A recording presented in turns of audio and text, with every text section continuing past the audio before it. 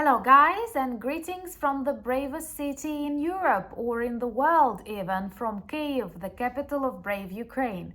And today from Kyiv we will learn more about Russian geography because again Ukrainian drones and karma hit a number of Russian military objects that resulted in their destruction and, well, closer victory for us all. Explosions were heard on oil depots in Kursk and their military airbase there, and officially we can proclaim 5, 6, 7 Russian regions a war zone already. And also a huge fire in Yekaterinburg, which is quite far away from the front lines, actually the fourth biggest city in Russia. And the fire began on their defense industry plant. But when we say defense in Russia, we do understand it's all about attack, invasion, and terror. So the more fires, the more people smoke on Russian military objects, the better. Let me tell you more about this special military operations of smokers inside the Russian Federation from an ordinary Ukrainian perspective. My name is Anna, I'm from Ukraine, I'm in Ukraine. Today I'm proud to be in Kyiv and I share everything that I consider important from an ordinary Ukrainian perspective about the fight and resilience of my country. So if you're new to the channel and you support Ukraine, subscribe and join our beautiful community of friends and freedom, democracy loving people. So tonight there was some good updates from different parts of the Russian Federation. Once again, I hated that lots of international media ignore special military operations of Ukrainian drones and Ukrainian armed forces inside the Russian Federation, speaking more just about the front lines. But in reality, the war is not only about the front lines, it's also about the destruction of evil military targets inside the Russian Federation. I hope sometime soon, with F-16s arriving, with Ukraine getting a permission to target further from the front line, we will have more good geography lessons. But today we also have enough materials, and all because of the Ukrainian armed forces. Kursk is a region that borders with Ukraine, and officially many people have left it because air defense in Russia does not work, because they have packed these regions with military objects, and our task is neutralize them and prevent further attacks on the Ukrainian territory.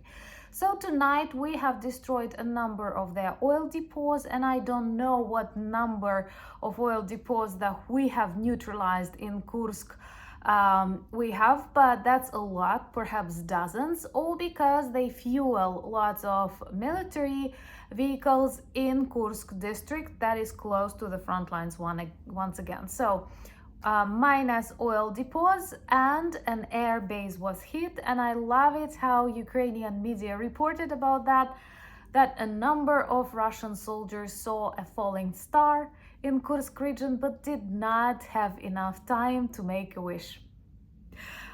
Please forgive sarcastic Anna regime, but that's one of the survival regimes actually after you have war in your own country 2.5 years, and all because of crazy invaders with imperial moods and millions who support that. I don't know if you have a similar thing that you have to make a wish when you see a falling stars, but there are lots of fallen drones in Russia and they don't have enough dreams to make not enough time to make a wish. My only wish is that all Russian soldiers return back home, either by their own choice or, in these black packages. A severe fire started in Yekaterinburg, and if you want to see Russia defeated, join the community of the channel, subscribe and help us spread more information about Ukrainian victories, which is very important for the support of our allies, and also for the understanding Russia can be defeated and Russia must be defeated. So in Yekaterinburg, in one of their defense plants, which is actually an offense and attack plant responsible for the construction of missiles that can be used both for the space missions and for special military operations, a serious fire began. Yekaterinburg is quite far away, close to the Ural Mountains, and actually many people in Yekaterinburg do not identify them as Russians. I know for many of you Russia is just one big country, when in reality Russian Federation consists of 22 national republics that are very different, and Russia is just one of them. So Yekaterinburg, which is fourth largest city in Russia, actually a very important railway connection. It is in Siberia, and Siberia is very different from Moscow, from St. Petersburg regions, and it is that many people there identify themselves as Siberians. And actually in 2014 there was a serious movement for the liberation of Siberia, because Russian actions in Ukraine, Russian annexation of Crimea, does not only cause troubles to us, but it also inspires lots of liberation, independence movements inside the Federation. You don't have to be afraid of the collapse of this monstrous empire, because that's the way we can get rid of the Russian Empire once and forever, and to start building, developing, and supporting more democratic nations. Don't be afraid. Who will control nuclear weapons? We have to be afraid right now, because at this moment, Putin, the main world criminal, is the one responsible for the Russian nuclear weapons. Also, there are some good news from Kurakhova, where Ukrainian soldiers destroyed lots of Russian tanks and armored vehicles for the second time during the Russian offensive. And this is a really good update from the front lines. Let me know in the comments below, would you like an update from the front lines? I do not speak that much about it because there are lots of good YouTubers who do that better, being a professional military man. I provide an ordinary civilian perspective, but if you're interested, I will be happy to share more. So let me know in the comments below. And you know that recently we have celebrated 150,000 friends on the channel.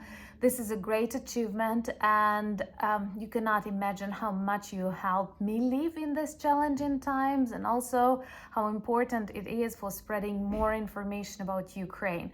So we decided to make a 2-day discount in our merch shop, minus 15% today and tomorrow. If you liked something, a t-shirt, a cap, a sticker, or a cup, go check it, and you can buy anything with minus 15% discount to celebrate 150,000 friends. Join me on Instagram if you want to see more of ordinary Ukrainian life. I think I will share more of my visit to Kyiv tomorrow on Instagram. The link is in the description of this video. Also, I'm on X, Threads, and Discord. And once again, all the links are in the description of this video. Thank you for buying me coffees, becoming my sponsors and patrons of the channel, and helping me film and write more. And I'm very grateful that you want to know more about Ukraine. I believe some very important things are happening right now, and together we will defeat the evil. Slava Ukraini!